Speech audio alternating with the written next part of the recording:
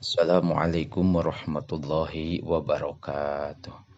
Manga urang lajengkeun deui hancak deresan urang sadayana kitab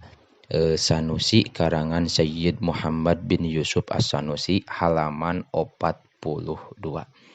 Bismillahirrahmanirrahim. Qala al-mu'allifu rahimahullahu ta'ala wa nafa'ana bi ulumihi bidaraini amin ya Allah ya rabbal alamin. Wa yajma'u sareng ngumpulkeun ma'aniya hadhil aqaidi kana pirang-pirang makna ieu akidah kulliha tegesna sakabehna aqaid naon qaulu la ilaha illallahu Muhammadur Rasulullah lapad ucapan la ilaha illallah Muhammadur Rasulullah itu maknal uluhiyati karena ari makna sifat kapangeranan istignaul ilahi eta sugihna pangeran angkul lima tina satiap perkara siwahu anu salian Gusti Allah waftikoru kulima sareng mikabutuhna tiap-tiap perkara adahu salian Gusti Allah ilaihi ka Gusti Allah. Pamakna la ilaha illallah mangka ari makna lapad la ilaha illallah la mustagniya eta henteu sugih angkul lima tina setiap perkara siwahu salian Gusti Allah wa muftakiron sareng mikabutuh ilaihi ka Gusti Allah naon kulluma sakabeh perkara adahu salian Allah saha illallahu kecuali Allah Ta'ala.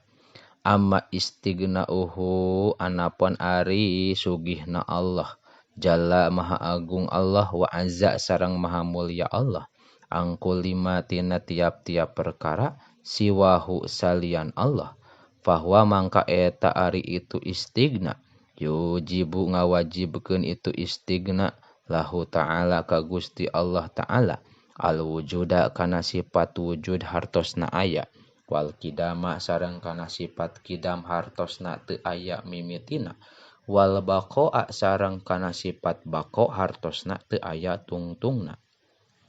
wal mukhalafata lil hawadisi sareng kana sifat mukhalafah lil hawadis hartosna teu sarua jeung pirang-pirang anu anyar wal qiyama bin nafsi sareng kana sifat al qiyamu bin nafsi hartosna teu mikabutuh kana tempat sareng kanu nangtukeun wa tanazzuha sareng bersih anin naqaisi tina pirang-pirang kakurangan wa yadkhulu sareng asup bizalika dina itu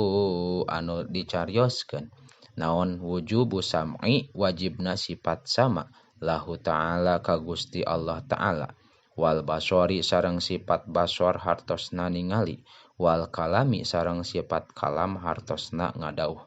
idlaw lam tajib karena lamun henteu wajib lahu ka Gusti Allah naon hadhihi sifatu ieu pirang-pirang sifat lakana tangtu aya Allah muhtajan eta anu mikabutuh ilal muhdisi kanu nganyarkeun awil mahalli atawa kana tempat aoman atawa kadat yadfa'u anu nolak ieu man anhu ti Gusti Allah annaqa iso kana pirang-pirang kakurangan wa yukhadu sareng dipaham minhu tina itu istighna naon tanazzuhu ta'ala bersihna Allah Ta'ala anil aghradi tina pirang-pirang pamaksudan fi af'alihi dina pirang-pirang padamelan Allah wa ahkamihi sareng pirang-pirang hukum Allah wa ila sareng lamun henteu tanazzuh lazima mangka misti naon iftikoruhu butuhna Allah ilama kana perkara yuhasilu anu ngahasilkeun ieu ma gordohu kana pamaksudan Allah kaifa kumaha wa huwa bari ari Allah jalla maha agung Allah wa azza sareng maha mulia Allah al-ghaniyyu eta anu sugih angkul lima tina tiap-tiap perkara siwahu salian Allah wa yukhadu sareng dipaham minhu tina itu istighna aidon deui naon annahu sayaktosna Allah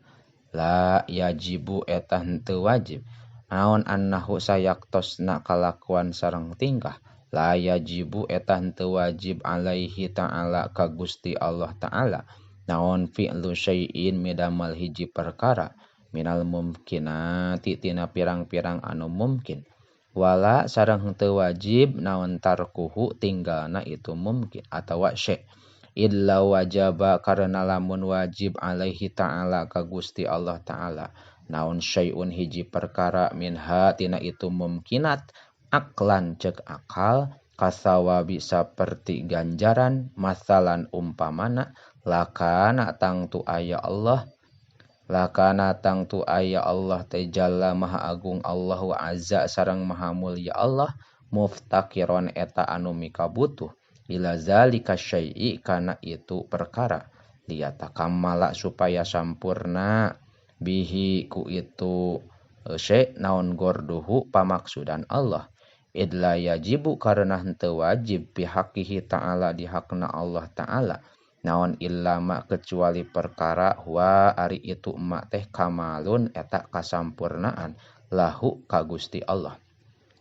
Kaifa kumaha wa huwa bari ari Allah jalla maha agung Allah wa azza sareng maha mulia Allah al-ghaniyyu eta anu sugih angkul lima tina tiap-tiap perkara siwahu salian Gusti Allah. Wa amma iftiqaru kullima sareng anapon ari mikabutuhna tiap-tiap perkara adahu salian Allah ilaihi ka Gusti Allah. Jalla maha agung Allah wa azza sareng maha mulia Allah bahwa mangka eta ari itu iftiqar yajibu eta wajib lahu ta'ala ka Gusti Allah ta'ala naon al hayatu sifat hayat wa umumul qudrati sareng umumna sifat kudrat wal iradati sareng sifat iradat wal ilmi sareng sifat ilmu idlawin tafa karena lamun henteu aya naon syai'un hiji perkara min hatina itu anu kabeh lama amkana tangtu moal mungkin naon ayu jada yen dipanggihan naon syai'un hiji perkara minal hawadisi tina pirang-pirang anu anyar fala yaftakiru tangtu henteu mikabutuh ilaihi ka Gusti Allah naon syai'un hiji perkara kaifa kumaha wa huwa bari ari Allah allazi etadat yaftakiru anu mikabutuh ilaihi ka lazi naon kullu ma sakabeh perkara siwahu salian Gusti Allah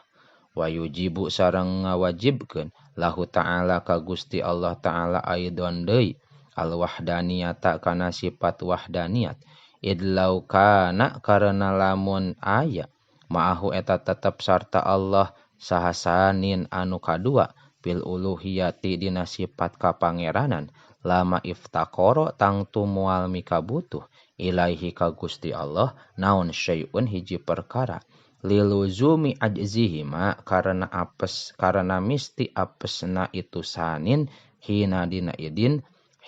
idin dina nalikana laukana ma'ahu sanin kaifa kumaha wa huwa bari ari Allah allazi etadat yaftakiru anu mikabutuh ilaihi kaladzi naon kullu ma sakabeh perkara siwahu salian Gusti Allah wa yukhadu sareng dipahamin hutina itu